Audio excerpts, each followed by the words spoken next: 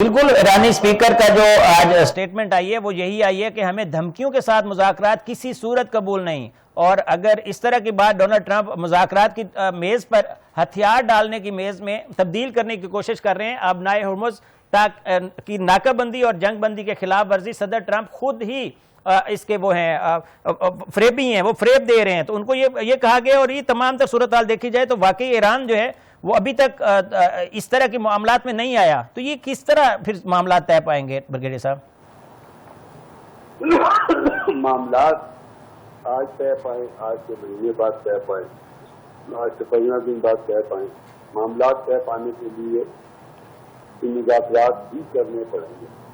اب وہ مذاکرات کی سزا اگر خراب کرتا رہے گا تو صاف ظاہر ہے پھر آپ جنگ میں کرو گے، اور جنگ میں اگر انٹر ہوں گے تو پھر ایران کا تو نقصان ہوگا، لیکن ساتھ امریکہ کا بھی بڑا نقصان ہوگا۔ اب دیکھیے اس دوسری کی جنگ میں امریکہ کے 44 طیارے ہیں جو نشانہ بن چکے ہیں۔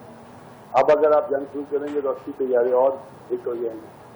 ابھی ایران وہ ایران نہیں ہے، ان کے پاس ایئر ڈیفنس کیپیبلٹی بھی ہے، ان کے پاس سرویلنس کی کیپیبلٹی ہے، ان کے پاس انٹرسیپشن کی بھی کیپیبلٹی ہے۔ تو چائنیز ٹیکنالوجی نے ان کو بہت اسٹرانگ کر دیا، لیکن ایک پن پوائنٹ ٹارگیٹ آلسو۔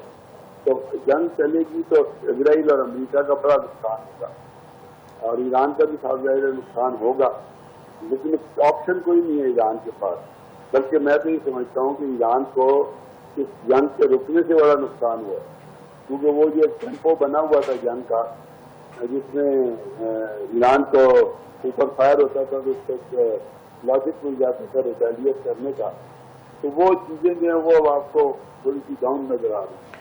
اگر جنگ ختم ہوگی تو صاف ظاہر ہے ایران میں تو ایسٹ کو ہٹ کرنا ہے جو امریکن ایسٹ ہیں، اور پھر اسرائیل کے اوپر بھی فائر کرتے ہیں، اور اسرائیل کو ایک دفعہ اللہ کرے کنٹری صفائی اچھی سے مل جائے تبھی دنیا میں آرام آئے گا۔ انشاءاللہ ہے نا، یہ چین نہیں لینے دیں گے آپ کو۔ بالکل، اسرائیل اور بھارت جو ہیں وہ ہمیشہ شرارتی کردار ادا کرتے ہیں۔ بریگیڈیئر صاحب بہت شکریہ، آپ نے اپنا قیمتی ٹائم دیا۔